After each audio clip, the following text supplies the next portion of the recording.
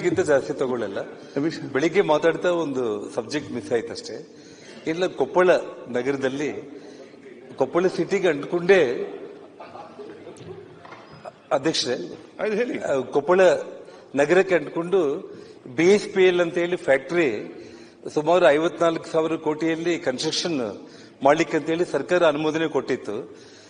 ನಮ್ಮ ನಡೆದಾಡುವ ದೇವರೇ ಅಂತ ಹೇಳಿ ಹೆಸರಾಗಿರುವಂತ ಕೊಪ್ಪಳದ ಗವಿಶ್ರೀ ಅವರೇ ಸಾಕ್ಷಾತ್ ಅವರೇ ಈ ಒಂದು ಮುಂದಾಳಿತ್ವ ವಹಿಸಿ ದೊಡ್ಡ ಪ್ರಮಾಣದಲ್ಲಿ ಜನಗಳ ಜೊತೆ ಹೋರಾಟ ಮಾಡಿದ್ದು. ಇಲ್ಲಿ ನಮ್ಮ ಹಿರಿಯರು ರಾಯರೆಡ್ಡಿ ಅವರು ಇದ್ದಾರೆ, ದೊಡ್ಡನಗೌಡರು ಇದ್ದಾರೆ, ನಾನಿದ್ದೀನಿ, ಮತ್ತು ಎಲ್ಲ ಕಾಂಗ್ರೆಸ್ ಬಿಜೆಪಿ ಅಂತ ಪಕ್ಷಾತೀತವಾಗಿ ಎಲ್ಲರೂ ಅದರಲ್ಲಿ ಪಾಲ್ಗೊಂಡಿದ್ದೀವಿ. ಆದ್ರೆ ಅವರು ಆ ಫ್ಯಾಕ್ಟರಿ ಕೆಲಸ ನಿರಂತರವಾಗಿ ಮಾಡ್ತಾ ಇದ್ದಾರೆ. ಮುಖ್ಯಮಂತ್ರಿಗಳು ಫೋನ್ ಮೂಲಕ ನಮ್ಮ ಎದುರುಗಡೆನೆ ಜಿಲ್ಲಾಧಿಕಾರಿಗಳಿಗೆ SP ಗಳಿಗೆ ತಕ್ಷಣ ಬಂದ್ ಮಾಡಬೇಕಂತ ಹೇಳಿದ್ದಾರೆ.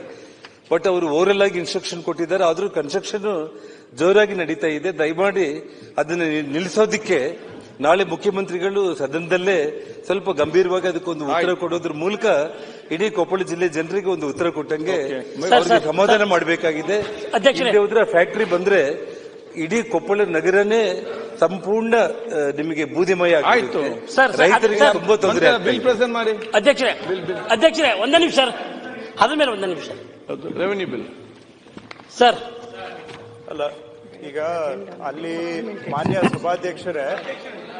ಸಭಾಧ್ಯಕ್ಷರೇ ನಾನು ತಮ್ಮಗೂ ಸದಸ್ಯರಿಗೂ ಮನವಿ ಮಾಡುವುದು, ಇದೇ ರೀತಿ ನಾವು ಅಲ್ಲಿ ಸಭಾಪತಿಯವರಿಗೆ ಮತ್ತು ಮೇಲ್ಮನೆ ಸದಸ್ಯರಿಗೂ ಕೂಡ ನಾವು ಇಷ್ಟೇ ಉತ್ತರ ಅಲ್ಲಿ ಕೊಡಬೇಕಾಗುತ್ತೆ. ಯಾಕಂದ್ರೆ ಅವರು ಕೇಳ್ತಾರೆ, ಸಮಯ ಕೊಡದೆ ನೀವು ಈ ರೀತಿ ತೆಗೆದುಕೊಂಡು ಬಂದ್ರೆ ನಾವು ಹೇಗೆ ಇವುಗಳನ್ನೆಲ್ಲ ಮಾಡೋದು ಅಂತ ಅವರು ಕೇಳ್ತಾರೆ. ದಯವಿಟ್ಟು ಅರ್ಥ ಮಾಡಿಕೊಂಡು ಸಹಕಾರ ಕೊಡಬೇಕು. ನಮ್ಮ ಮೇಲ್ಮನೆಗೂ ಗೌರವ ಕೊಡಬೇಕು.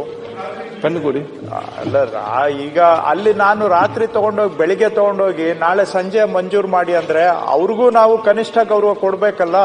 ಅಲ್ಲಿ ಉತ್ತರ ಕೊಡೋದು ಕಷ್ಟ ಆಗುತ್ತೆ.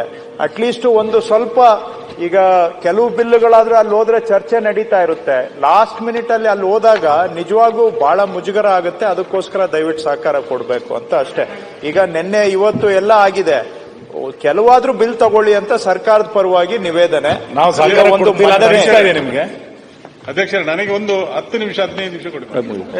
ಮಾನ್ಯ ಸಭಾಧ್ಯಕ್ಷರೇ, ಮಾನ್ಯ ಮುಖ್ಯಮಂತ್ರಿಗಳ ಪರವಾಗಿ ಭಾರತದ ಲೆಕ್ಕ ನಿಯಂತ್ರಕರು ಮತ್ತು ಮಹಾಲೆಕ್ಕ ಪರಿಶೋಧಕರ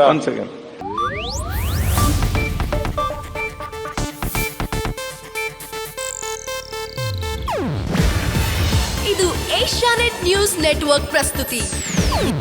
ನೀವು ನೋಡ್ತಿದ್ದೀರಾ ಏಷ್ಯಾನೆಟ್ ಸುವರ್ಣ ನ್ಯೂಸ್.